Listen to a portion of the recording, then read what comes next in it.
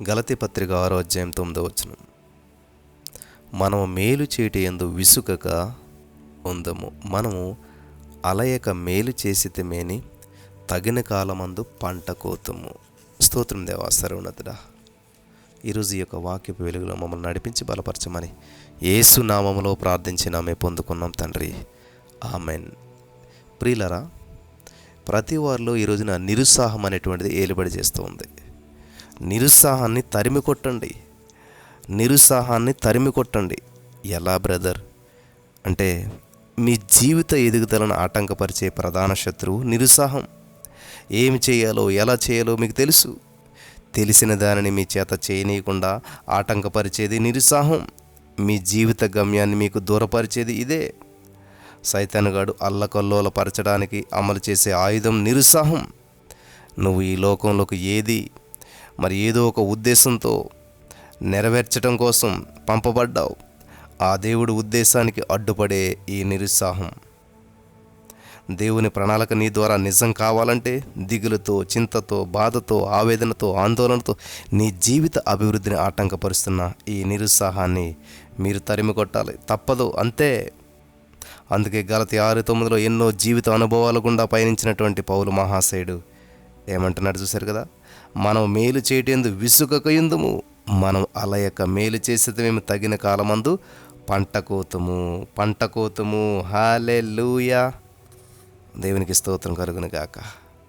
మంచి చేయటానికి ఎప్పుడైనా సరే మీరు వెనకంజ వేశారా? గతం గుర్తు చేసుకోండి ప్రియులరా.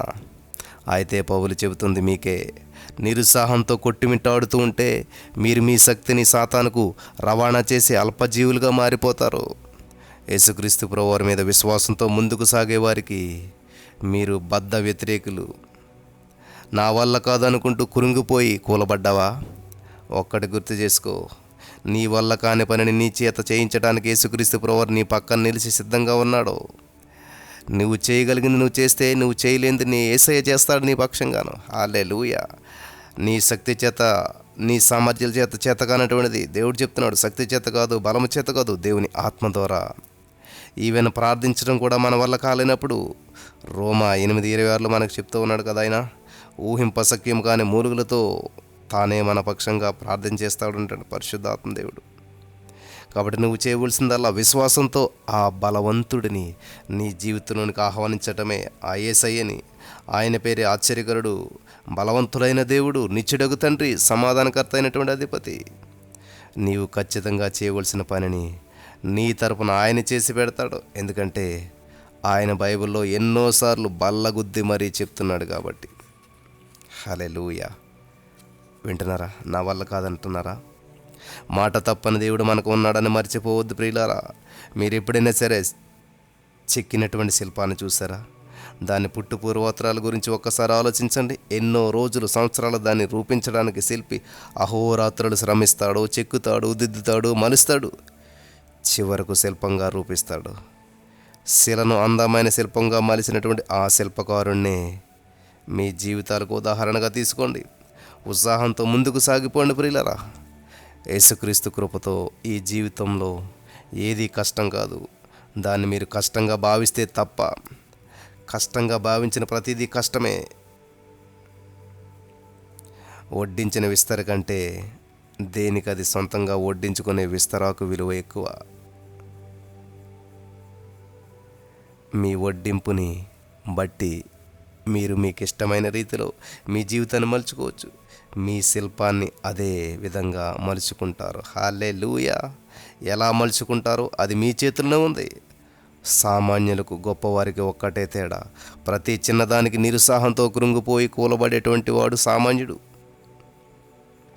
యేసుక్రీస్తు మీద నమ్మకంతో నిరుత్సాహాన్ని తరిమి కొట్టి ఆటంకాలను అవలీలగా ఎదుర్కొంటూ ముందుకు కదిలేటువంటి వాడు గొప్పవాడు.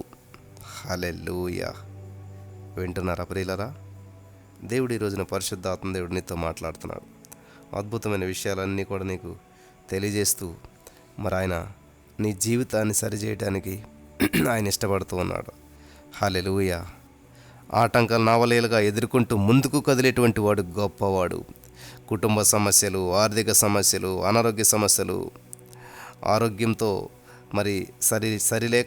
సరిలేక అనారోగ్యంతో బాధపడుతూ నెరవేర్పు లేనటువంటి ప్రార్థనలు, ఇలా ఏది ఏమైనా సరే యేసుక్రీస్తు ప్రభువారు నీకు తోడుగా ముందుకు కదిలే జీవితంతో, ఆ ముందుకు కదిలేటువంటి జీవితంలో నిరుత్సాహం చూద్దామన్నా కనిపించదు. ఏ వ్యక్తి జీవితంలోనైనా సరే రెండు అవకాశాలు ఉంటాయి. సమస్యలతో సమరం చేస్తూ నిరుత్సాహంతో మునిగిపోతారా? అవే సమస్యలను ఎదుర్కోవడానికి క్రీస్తు సహాయం తీసుకుని జీవిత పోరాటంలో విజేతలుగా నిలుస్తారా? ఇవి ప్రియులు గమనించాలి. నీ ఎదుట ఉంచబడినటువంటి రెండు ఆలోచనలు, సూచనలు, ఎంపిక మాత్రం నీదే. నిరుత్సాహాన్ని తరిమి కొట్టడానికి ప్రియులరా కొన్ని సూచనలు మనం గమనించినట్లయితే, నిరుత్సాహ సందర్భాల్లో మీకు మీరే చెప్పుకోండి, నా జీవితంలో నేను సాధించవలసింది ఎంతో ఉంది. నాకు ఉన్నటువంటి ఈ కొద్ది విలువైన సమయాన్ని నిరుత్సాహంతో, దిగులుతో మరి నేను గడపటానికి, ఆ దిగులు పడటానికి ఖర్చు పెట్టలేను. నా ముందు ఉన్న నా జీవితం మీద ఆశతో ముందుకు కదులుతాను. హల్లెలూయా. కదులుతారా? చెప్పండి మరి. అలాగైతే జీవితం మీద వాస్తవిక అభిప్రాయంతో ముందుకు సాగటం మంచిదే. అయితే నిరుత్సాహాన్ని వీడి ఆశావాదంతో ముందుకు, ఆ ముందున్నటువంటి భవిష్యత్తులోకి ఉత్సాహంగా ప్రవేశించడం మరీ మంచిది. అందుకే పౌలు తన బలహీనతలో సైతం క్రీస్తు బలంతో నింపబడి ఫిలిప్పీ 4:13 నన్ను బలపరచువాని అందే నేను సమస్తము చేయగలనని రాసుంటాడు. యుగ సమాప్తి వరకు నేను మీతో ఉంటాను అని వాగ్దానం చేసిన దేవుడు మనకున్నాడు. మత్తయి 28:20. బలహీనత ఏదైనా కావచ్చు, కానీ బలపరిచే దేవుడు మనకున్నాడు. కాబట్టి నా ప్రియమైనటువంటి సహోదరి స్నేహితులారా, నిబ్బరంగా ముందుకు సాగిపోదాం. విశ్వాసం ఆశావాదం నుంచి ఆరంభమవుతుంది. మీ ఇంట్లో ఒంట్లో ఎన్నో సమస్యలు ఉండొచ్చు, భవిష్యత్తు అగమ్య గోచరంగా కనిపించవచ్చు, ఇక ముందుకు సాగడం అసాధ్యం అనిపించి నువ్వు అనుకోవచ్చు. నిజమే, కాదనను. నేను కూడా మీతో ఏకీభవిస్తాను. అయితే నిన్ను ఈ లోకంలోనికి పంపించిన వాడే నీతో ఉంటే, నీకున్నటువంటి సమస్యను ఎదుర్కోవడానికి బలాన్ని, నిబ్బరాన్ని ఇస్తే, మీరు సమర్థంగా సమస్యలతో సమరం చేయగలుగుతారేమో కదా. ఆలోచించండి. ఎలాంటి సందేహం లేదు, యేసుక్రీస్తు ప్రభువు మీ పక్కనే ఉంటే ఖచ్చితంగా మీరు దేనైనా సాధిస్తారు. ఇది 100% నిజం. సమస్యలతో నువ్వు మరి సలుపుతున్నటువంటి పోరు అపజయంతో ఆగిపోవటం నీ భ్రమ, భయం అంతే. నన్ను బలపరచువాని యందు నేను సమస్తము చేయగలను అంటే బలపరిచేవాడే గనుక నీతో ఉంటే నువ్వు విజేతవే కదా. ఆలోచించు. అందుకే నా ప్రియమైనటువంటి సహోదరి స్నేహితులారా, నిరుత్సాహాన్ని తరిమి కొట్టాలి. అతడికి 92 సంవత్సరాలు. కొడుకు తన ఆస్తిని తీసుకొని కొంత సామానుతో వృద్ధాశ్రమంలో చేర్పించాడు. అతడికి ఎక్కువ డబ్బులేమీ లేవు, ఒక పక్షవాతం తప్ప.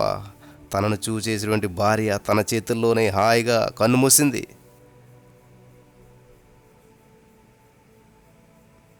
ఇప్పుడు చూడాల్సిన కొడుకు తన చేత ఏవో కొన్ని సంతకాలు పెట్టించుకున్నాడు.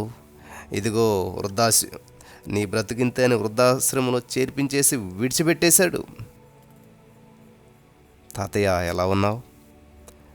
ఎలా ఉండాలి అనేది నా చేతిలోనే ఉందమ్మా.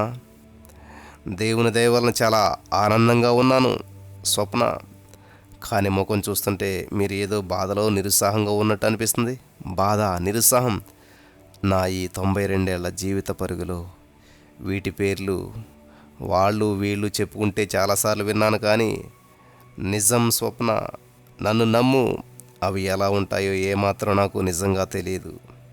కాటికి కాళ్ళు చాపుకున్నటువంటి వాడిని ఇప్పుడు నేను.